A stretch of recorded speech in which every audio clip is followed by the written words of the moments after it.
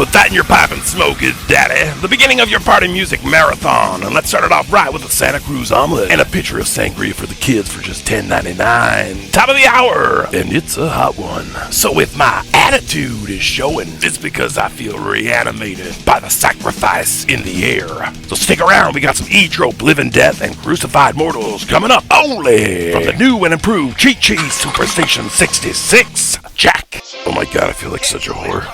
Anyways, like I was saying, Nights in White Satin. You know it, right? Yes, man. Moody Blues. Kind of shitty dentist office weight room classic. Yeah, exactly. But what do you think it's about? What are you, an idiot or something? Seriously. I don't know. People smashing in white satin at night, I guess. Okay. This is embarrassing. I didn't take it that way at all. Well, what did you think it was about? Like, honest to Christ, I thought it was about a gang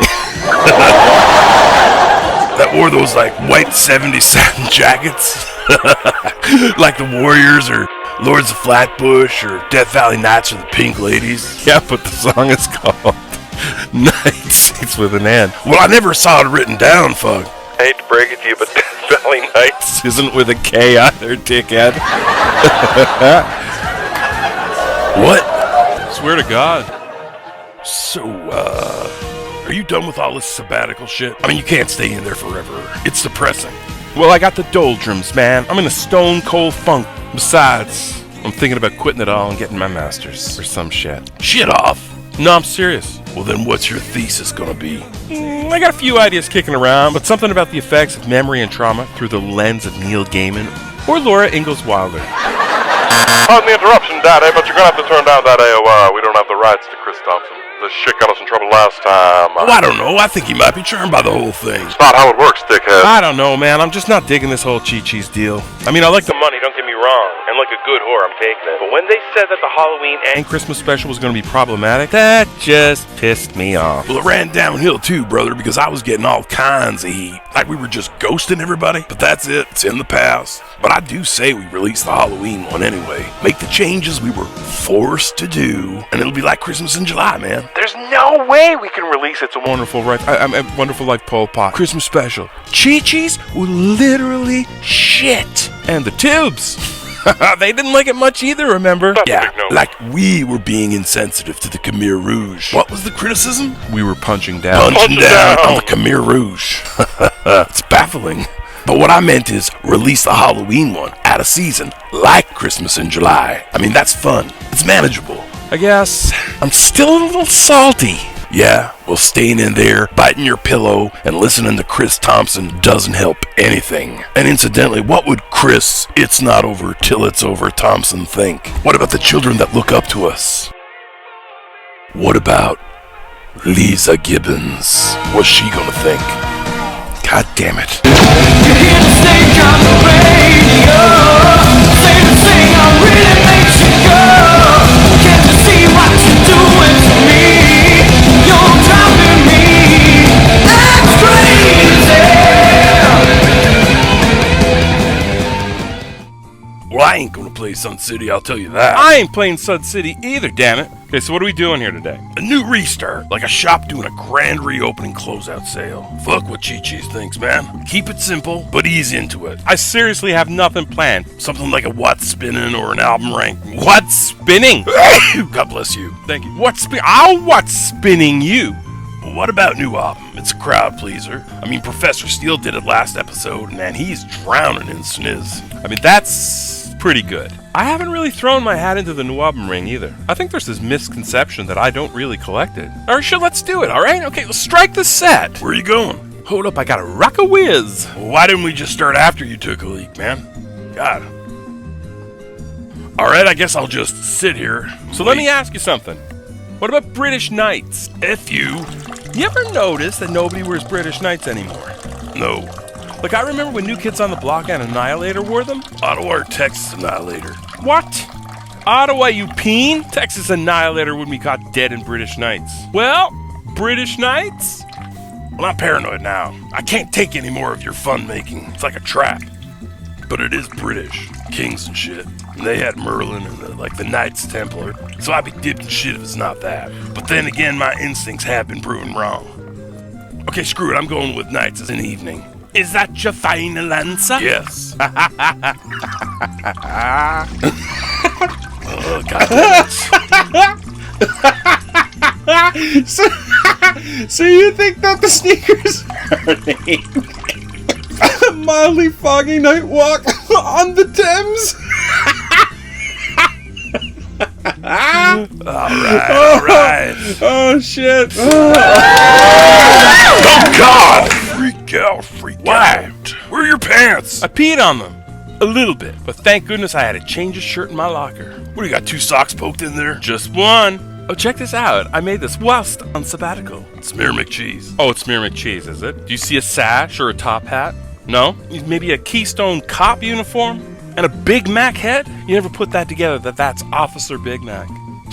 You're never gonna make detective, kid. Yeah, well, fuck the police. This is gonna be my legacy, man. The fact that America Ferrera was doing Ugly Betty at 22, and you at 47, you're calling this hamburger head man your legacy. I find that depressing. Alright, let's get this show started. Finally, only like 11 minutes in. I think one of the worst things about collecting a lot of these 45s is the lack of covers for these things. I mean, there's budget issues, but the ones that do and are in relatively good shape, I mean, it's unaffordable. It's too much. Here's an obscure one that I actually adore. JJ's Powerhouse. And I gotta tell you, holy shit, do they ever wear their love of benchmark 70s heavy metal on their sleeves. You know, it's a typical Sabbath, BOC, Budget, Zeppelin, but especially Stained Class Air Priest. From the little that I could dig up about this band, I know that they did have a huge biker following when they were under the name Quad. And I looked them up and I checked out the song Saucers of the Future, and that's actually pretty cool. Anyway, like a lot of these things, the band imploded. Some of the members of Quad, they didn't want to lose that momentum and started this faster and more aggressive group called JJ's Powerhouse, which is an odd name. JJ's Powerhouse sounds like a zesty leather bar. Let's say Lord Humongous and that gym teacher from Elm Street 2 would open.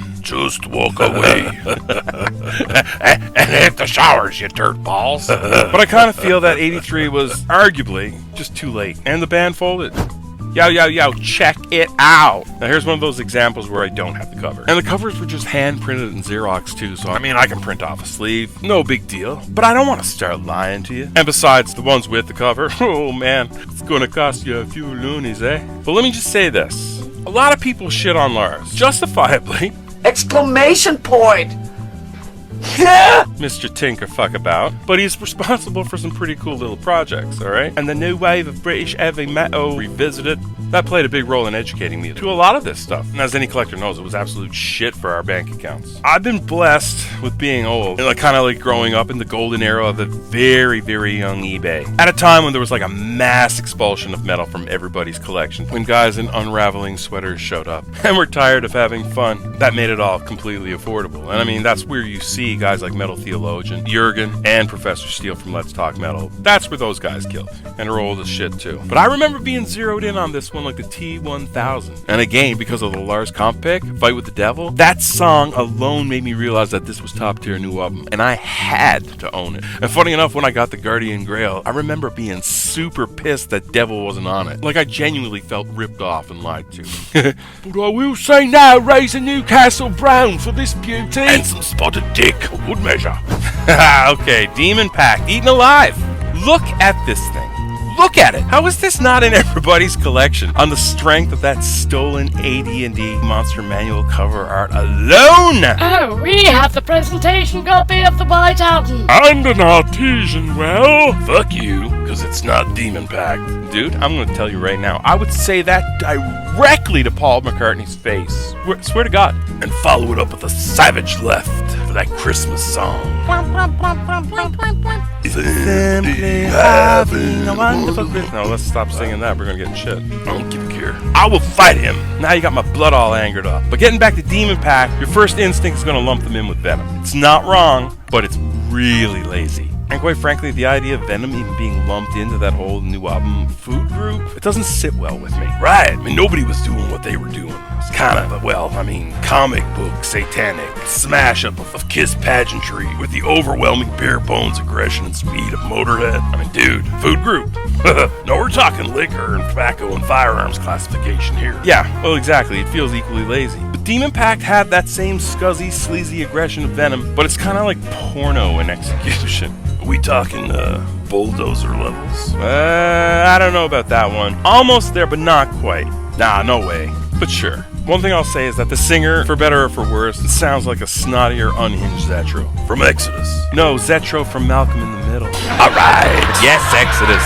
Okay, so let me ask you a question here. Now, I do get similes and shit like that, but the song Eaten Alive is perplexing. I also get, like, when women are being referred to as food, to be consumed, metaphorically. Like when you see a nice woman and you're like, I'd like to smother her buns in gravy. No, strike that. No? I do not like that image.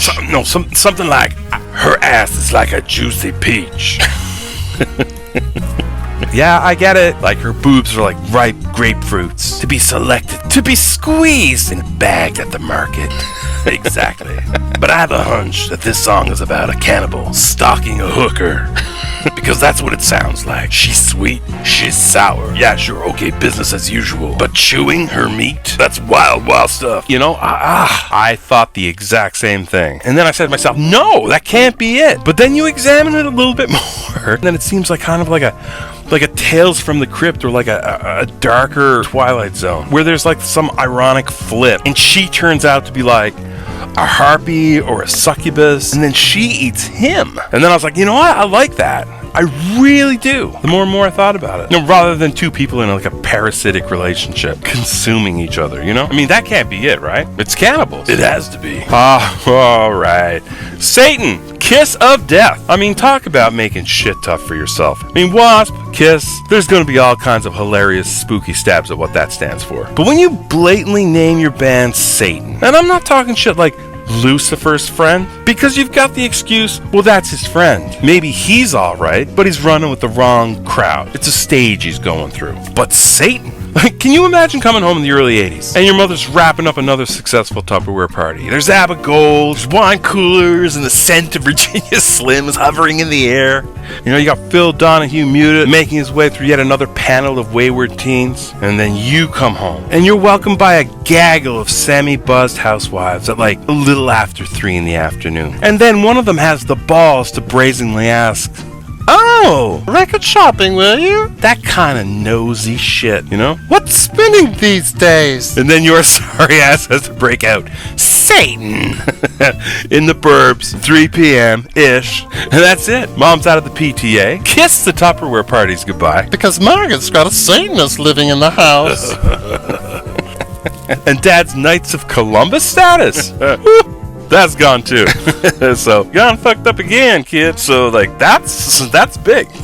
But yeah, Satan, yeah, we love you. And this pre-Brian Ross, then Trev Robinson on vocals EP, this is gold. There's a nice repress out there that came out about 2 years ago, maybe, and I think it's worth it. It should be in everybody's collection. Black Ox. Black Ox. Outgrond.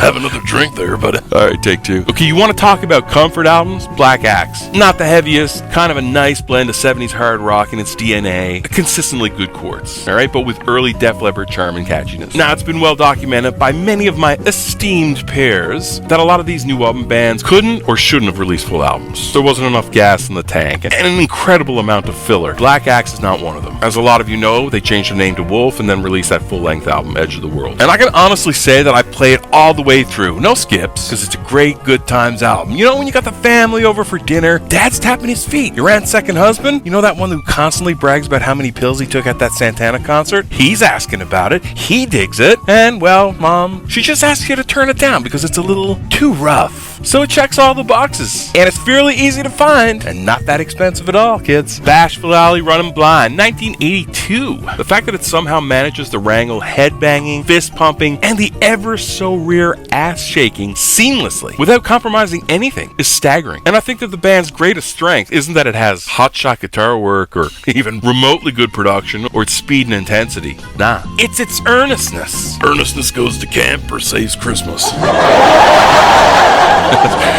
Oh, that's some low-hanging fruit. Yeah, that's not the greatest way to charge up interest in a band. But there's this underdog vibe thing going on, and it's to its advantage. Like the charm of meeting an actual Buffalo Sabres fan, or that guy that desperately wants McPizza back. It's not gonna happen, but it still hemorrhages its sincerity and belief in itself, because it's a shit kicker. And forgive me here, it's a lot like Thin Lizzy. And I admit, that's a cop-out, because my, Rob Tibbs sounds exactly like latter-day Phil Lynott. And yet again, this is a pretty easy one to find and not all that expensive. Slam dunk earnestness. Okay, finally, here we go. This one's kind of obscure, and if you haven't had the opportunity to check it out, here it is. It's a little band called On Maiden Soundhouse Tapes. Bam! The cream rises to the top, Daddy. Oh God, I apologize for this, people. This acquisition has made him intolerable. I cannot deny that. Don't you wish your love was hot like me? Keep casting them stones. But no, seriously, back to earth. This is one of my grails. It has been for years. It just seemed unattainable. And let me tell you, this was not easy. Price is always the key obstacle. I mean, I'm just your run-of-the-mill blue-collar radio disc jockey, so it's a factor. Secondly, and this is a big one, the amount of bootlegs out there, and convincing ones, made this terrifying. And I was burned on the first attempt.